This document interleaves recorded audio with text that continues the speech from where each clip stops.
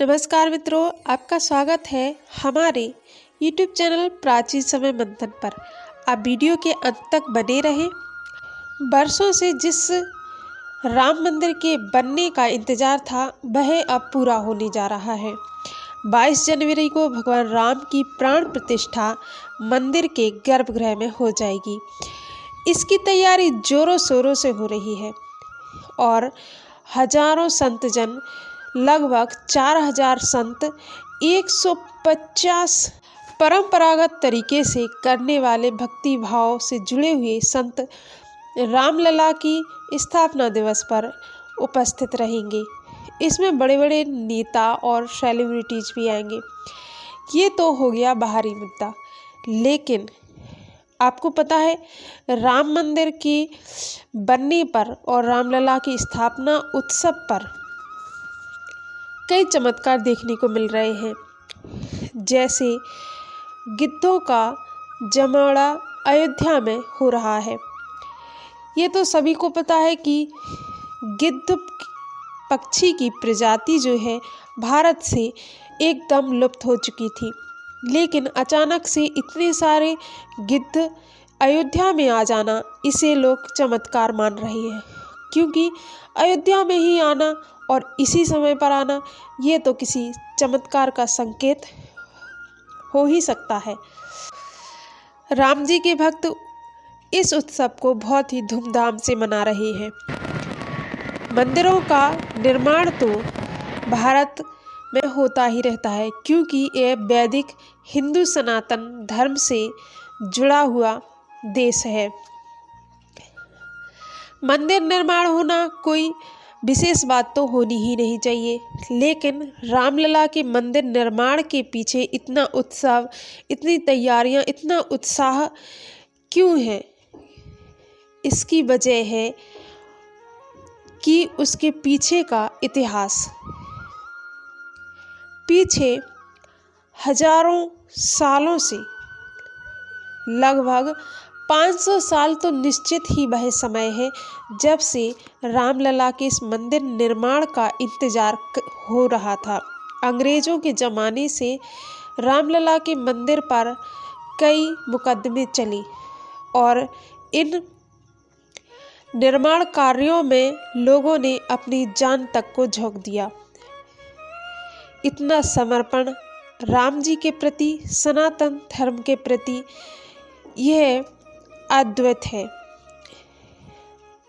आपको बता दें कि 22 जनवरी को रामलला भगवान श्री राम मंदिर में के गर्भगृह में स्थापित होंगे। उस दिन उत्सव अयोध्या में नहीं, पूरे भारत में मनाया जाएगा और उसको दीपावली के नाम से मनाया जाएगा। हर आम इंसान भी जो अयोध्या में उपस्थित नहीं रह पाएंगे, वह भी अपने घर दीपोत्सव करके रामलला की पूजा अर्चना कर इस उत्सव को मनाएंगे। पूरा भारत एकजुट होकर रामलला की उत्सव में जुड़ा हुआ है।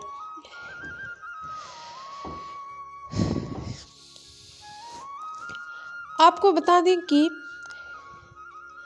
आपको यह जानकर हैरानी होगी कि राम जी के मंदिर में कई सारे चमत्कार हो रहे हैं। जैसे गिद्धों का आना, भालुओं तक का आना। अयोध्या में इस तरह के चमत्कार देखने को मिल रहे हैं। आइए जानते हैं कि रामलला का जो मंदिर पहले टूट चुका था वह अब बन चुका है। तो सबसे पहले अयोध्या में इस मंदिर का निर्माण किसने किया, किस तरह से पूजा अर्चना की जाती थी और किसने तोड़ा और क्यों तोड़ा। भगवान की नगरी अयोध्या को सतयुग में वैवस्वत मनु ने स्थापित किया था। वाल्मीकि रामायण में भी इसी नगरी में भगवान श्री राम का जन्म हुआ। कई सालों तक अयोध्या में रामराज चला। जब माता सीता के भूमि में स्थगित होने के बाद 1000 वर्ष तक भगवान राम ने अयोध्या में शासन किया था। अपने भाइयों को राम राज्य सौंपकर वह प्रजा की जनता की सेवा में उनके दुख सुख में सम्मिलित होते थे। राजकाज उन्होंने अपने भाइयों के लिए छोड़ दिया था। माना जाता है कि प्रभु श्री राम ने स्वयं ही जल समाधि ले ली थी। इसके कई वर्ष बीतने के बाद उज्जैनी के राजा विक्रमादित्य इस धरती पर आखेट करने पहुंचे। पौराणिक कहानियों के अनुसार उन्हें जमीन पर कुछ चमत्कारिक सा घटता दिखा, जिसके बाद उन्होंने उस जगह का इतिहास जाना, खोज करवाई।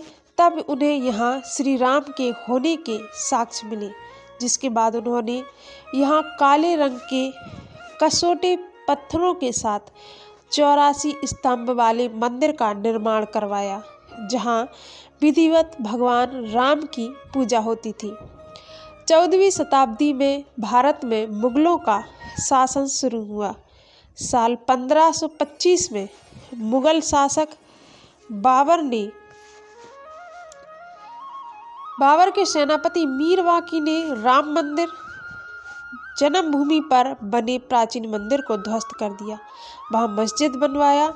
ऐसा होगा इसके बाद मस्जिद बन जाने के बाद जो मंदिर के मठाधीश, जो मंदिर के पुजारी थे, वो अपने प्रभु श्री राम को वहाँ से उठाकर छुप गए और तब से भगवान श्री राम एक टेंट में ही, झोपड़ी पट्टी में ही बैठे रहे।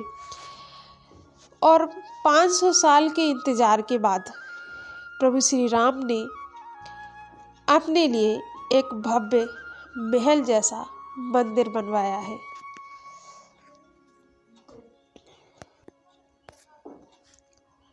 अंग्रेजों के समय से ही राम जन्मभूमि पर विवाद चला रहा, जिस पर आखिरकार अब मंदिर बन ही गया है, जो लगभग पूरा होने वाला है। कुछ ही दिन में प्राण प्रतिष्ठा हो जाएगी। राम मंदिर के लिए कुल 67 एकड़ जमीन दी गई थी। इस जमीन के 2 एकड़ के हिस्से में भव्य मंदिर बन रहा है। पहले मंदिर बनने वाले शिखर की ऊंचाई 128 फीट तय थी, लेकिन जो बाद में 161 फीट हो गई।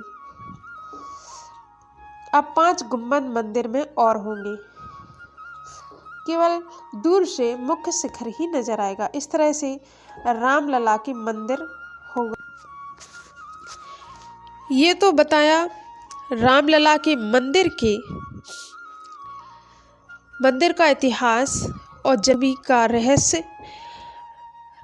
रामायण तो भारत के हर बच्चे को पता है, विदेश के में भी सभी लोग जानते हैं। रामायण सबसे सरल और सबसे प्रचलित ग्रंथ है। इससे आगे आप अगर जानना चाहते हैं तो वीडियो के अंत तक बने रहें, क्योंकि आपको बता दें कि मंदिर बनवाना क्यों जरूरी होता है। आध्यात्म सोच से देखें। पुराणों के अनुसार भागवत महापुराण में ही वर्णित है कि मंदिर क्यों बनवाना चाहिए। आत्मा को परमात्मा तक पहुंचने के लिए मंदिर एक सीढ़ी होती है, जिसमें मंदिर में भगवान श्री राम की स्थापना तो होगी, जो एक भक्त के आराध्य इष्ट देव हैं। तो वह अपने जब तक उसे उस पड़ाव पर नहीं पहुंचा कि उसे हर जगह परमात्मा के दर्शन हो, उससे पहले उसे अपने चित्त को एक जगह एकत्र करने के लिए, मन को शांत करने के लिए, उस पावर तक पहुंचने के लिए उसे अपनी आस्था को मंदिर में स्थापित अपने आराध्य के प्रति लगानी होती है। जैसे एक छोटा बच्चा होता है जो 3 व्हीलर छोटी सी काठ की गाड़ी को पकड़ कर चलता है, और वो तब तक चलता है उससे जब तक कि वो अपने पैरों से बिना सहारे के चलना सीख नहीं लेता। उसी प्रकार यह आध्यात्म की बात है, और हम भक्त तो हैं, लेकिन इतने उच्चिष्ट तपस्वियों जैसे नहीं है कि हर जगह भगवान को दर्शन कर सकें। भागवत में भी वर्णित है कि मंदिर में जाना चाहिए, मंदिर में दर्शन करने चाहिए। यह भगवान को पाने का एक साधन है और सभी के प्रति दया भाव रखें, प्रेम रखें और भगवान में आस्था रखें। जब मंदिर में जाएं तो सभी को भगवान में देखें और जब मंदिर से बाहर आएं तो सभी में अपने आराध्य को देखें। इस तरह से जो जुड़े रहती हैं वही परम भक्त कहलाती हैं। लेकिन जो केवल अपने भगवान को मंदिर में ही ढूंढते हैं, बाकी हर जगह किसी से कोई मतलब नहीं रखते, वह साधारण भक्ति होते हैं। क्योंकि भगवान कहते हैं कि मंदिर में मुझे पाने के बाद बाहर सब जीवों में मुझे ही ढूंढें। आज की वीडियो आपको पसंद आई होगी तो एक लाइक करें, चैनल को सब्सक्राइब कर लें और प्रेम से कहें जय श्री राम।